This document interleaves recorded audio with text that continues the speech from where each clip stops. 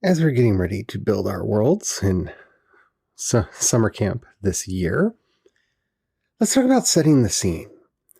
Because there are certain things that we need to have established before we go in, and these are some of the big minefields that destroy all world-building endeavors. But here's the trick. One sentence, one paragraph, that's what you get. Keep it short, keep it sweet. Yeah. So let's talk about setting the scene on today's episode of Project Shadow. I have something to say.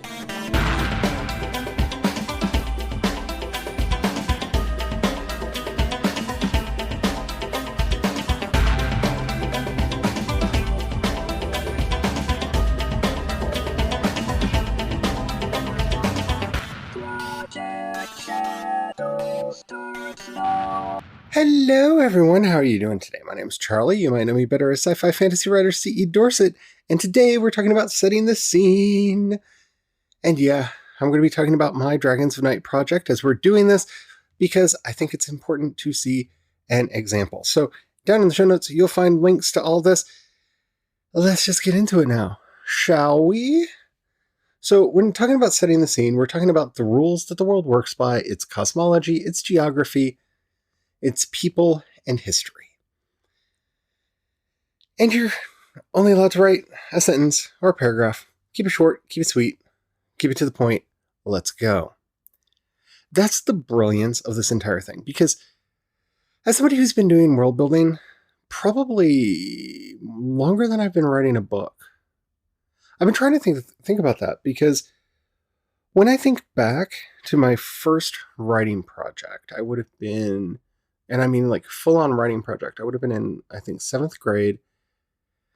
And I was pretty much writing short stories and doing world building on the side. Most of the short stories I was writing really fit more in that world building than in like writing a book or like a freestanding short story.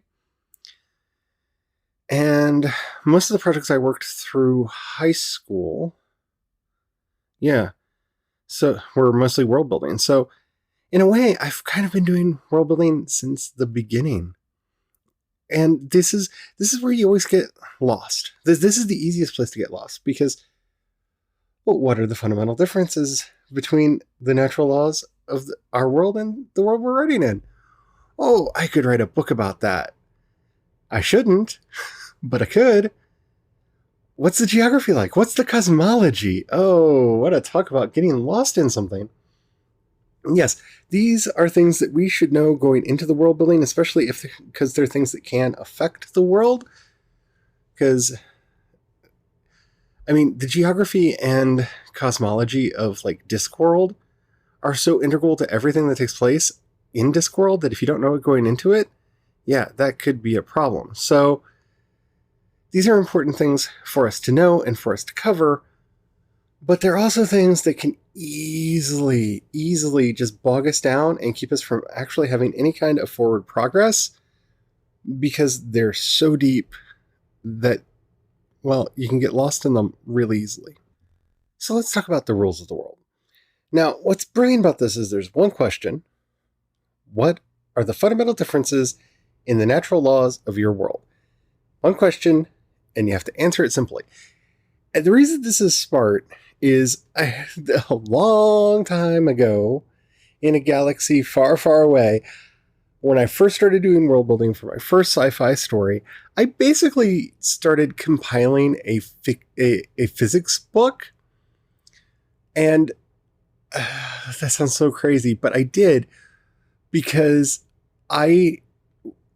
part of it was good. It was, I wanted to understand how theoretical hyperspace would work. I wanted to understand time dilation and all that. I wanted to understand how gravity worked.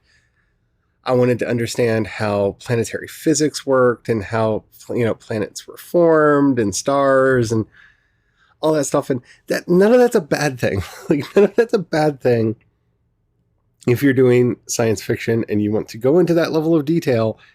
More power to you. That's wonderful. That's awesome. The fact that I was putting all of that into my setting Bible that I was working on at the time. That was a problem. You see, I feel like I need to say this because some people don't get it, because I have arguments with people about this all the time. It's science fiction. We write science fiction. And while yes, it is helpful to have a grasp on fundamental rules of physics, you don't have to be perfect. It's fiction. The story matters more than anything else. And the fact that I felt that I had to define gravity in my rules for the world back then, yeah, no. How is it different? How is it different?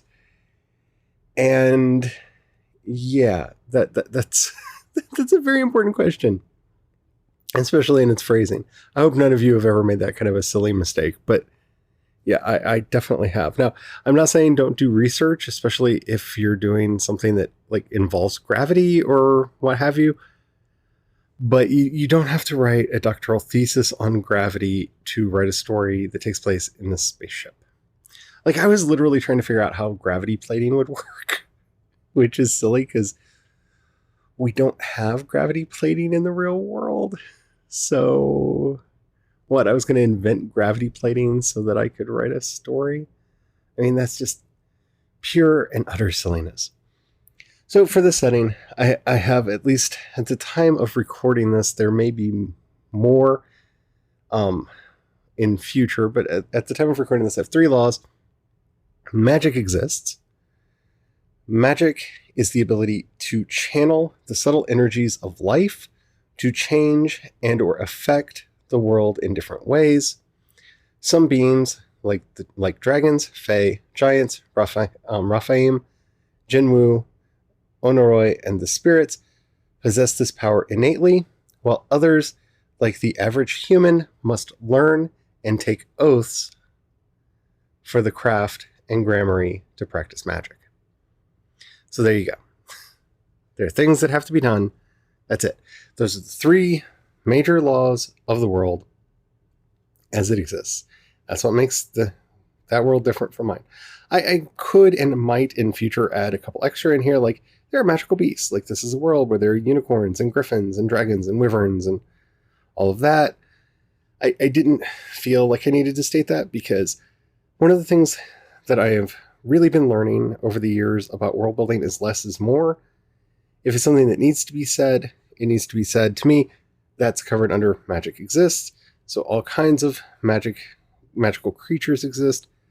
Maybe I want to spell that out. Maybe I don't, but I'm trying to stay focused. Cosmology. Oh, how many times have I sat down to write my own Silmarillion? Let me count the times. Oh my goodness. So how did the world come into being? That's it. Keep it short, keep it sweet. Don't belabor the point. And again, like I said, this can be very important depending on the nature of your world and the story that you're telling.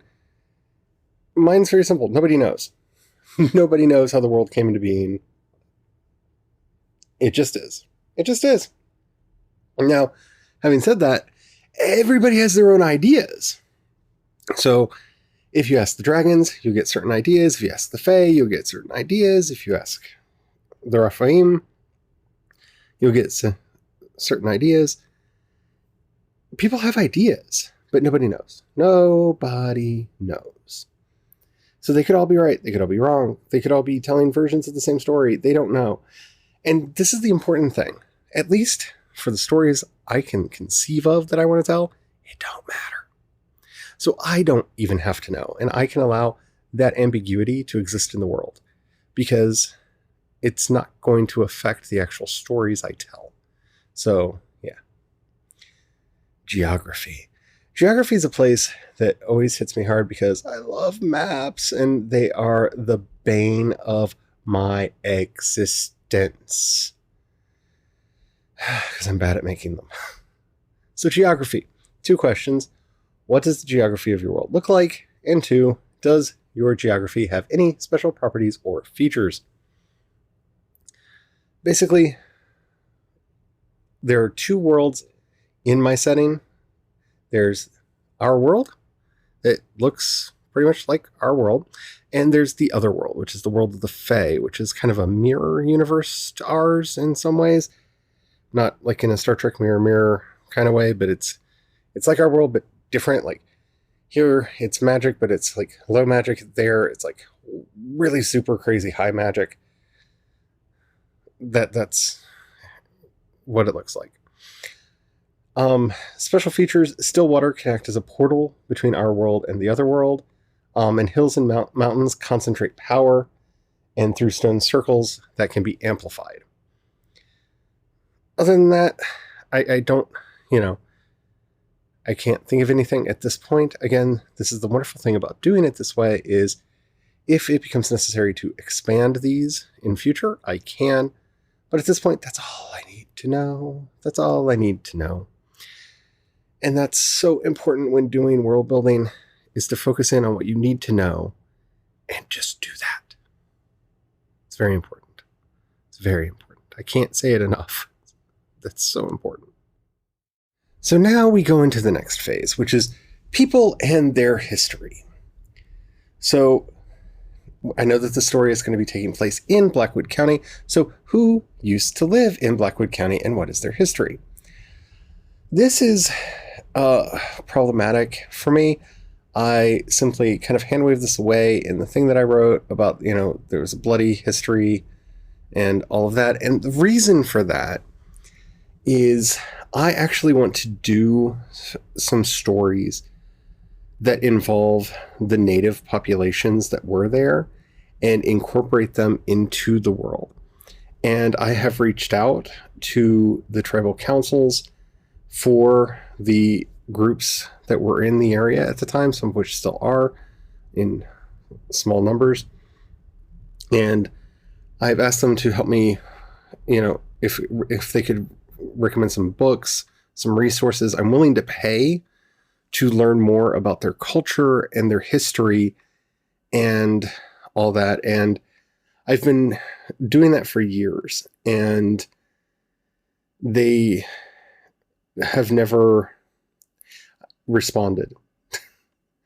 And I really feel that it's important for me as a white writer to be very respectful of indigenous cultures, especially here in the Americas. I have a great love for Native Americans. This is where I get to say that horrible white phrase. Some of my friends are Native American. Oh yeah, that's fun. But I've known enough people to know that it was not one giant monolithic culture.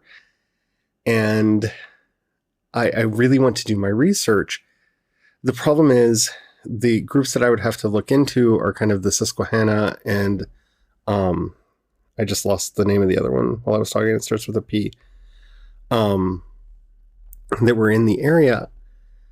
Everything that I can find is much more broad. Like this group was part of the, one of the groups was a part of the Algonquin, language family.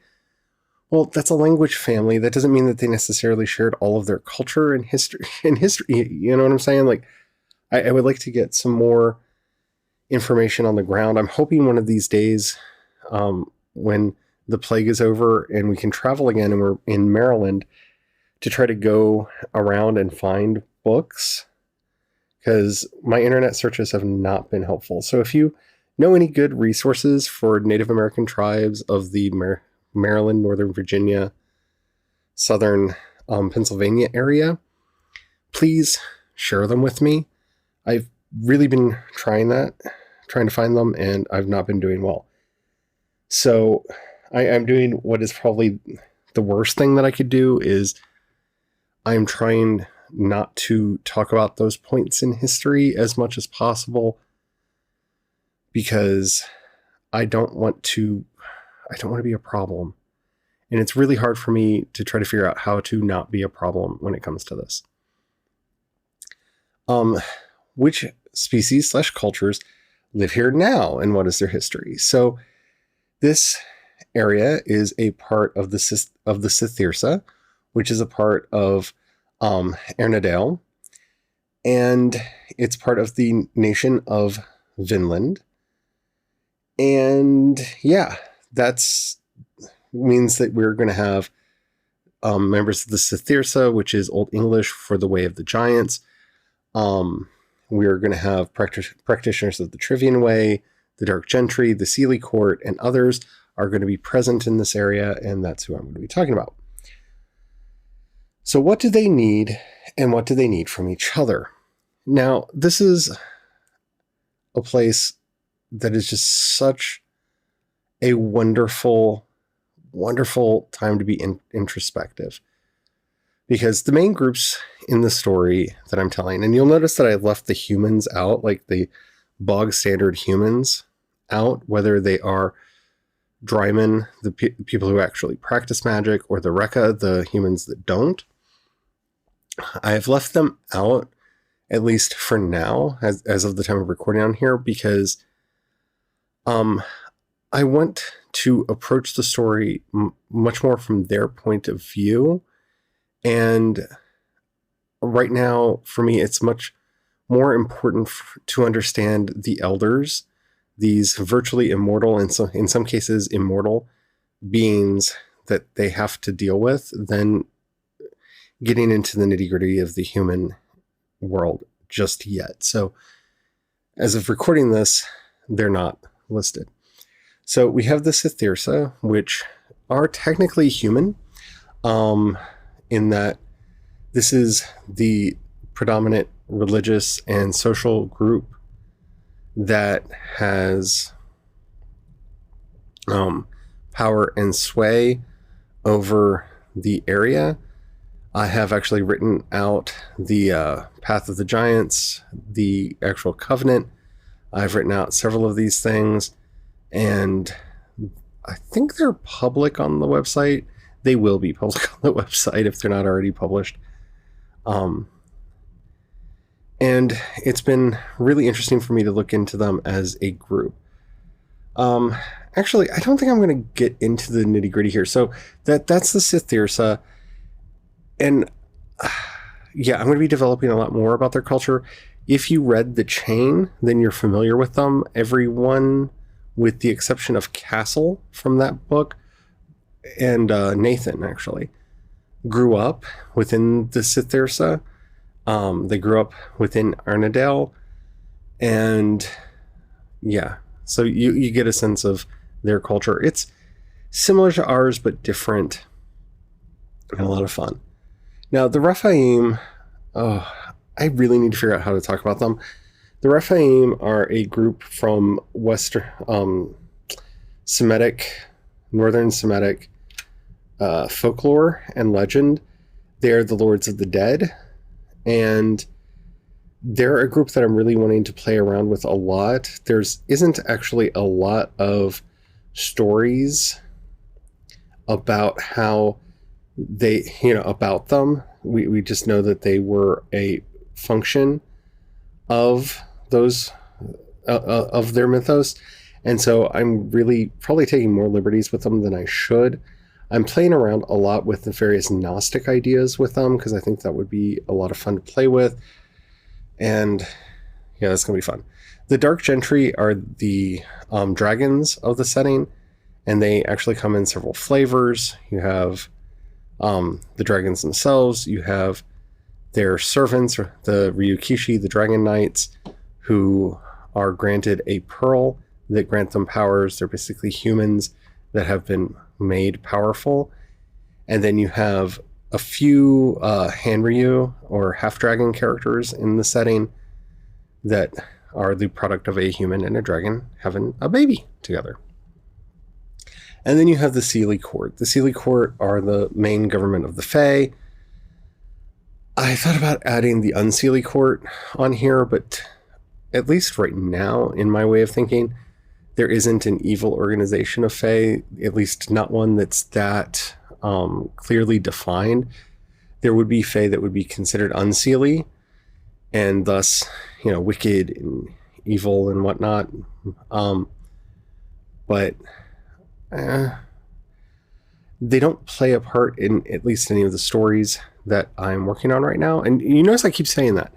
This is the secret to effective world building, is realizing what you need to know and what you don't need to know, and trying to keep yourself focused, because it's so easy. Like, I could go off. Last time I was working on a project in this world, I got lost evaluating the history of the Fae and started writing their history of the Fae from their origins in Ireland all the way down. And I read the Book of Invasions and all this, and it was a lot of fun, but it's absolutely unnecessary for the story. So I'm going to try to translate what I've done of that onto the site, because I've already done it, but it was work that I did not need to do, and I took months doing it. So if nothing else, what I hope you learn from this is, one, these are some things that you might be interested in reading about. That would be awesome. But also just keeping your world building focused on what you need to know, and not getting lost in what you don't need to know. Alrighty, well, that's it for me today. If you have any questions or comments or topics you'd like to hear on the show, down in the show notes, you'll find a link to the voice message system. Keep it short, keep it clean. I would love to hear from you. If you have, if you'd rather hit me up on social media, you can find me at CE Dorset on both Twitter and Instagram, and you can find a link to everything that I do over at projectshadow.com.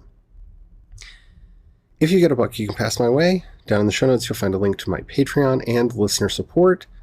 Thank you so much to everyone who does that. It means the world to me. It really, really does. If you don't have any money right now, or you don't feel like giving, please don't feel any pressure. But if you know anybody that you think would like anything that I do, please share it with them. That helps out much more than you know. Alrighty, I think that's it for today. Just a reminder, this is the last week. For a while, I'm going to be doing daily episodes.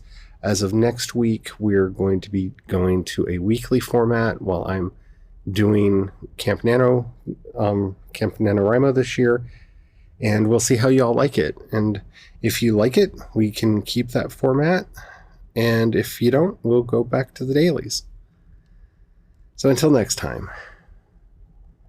stay well, stay safe, and don't forget to have the fun. Bye.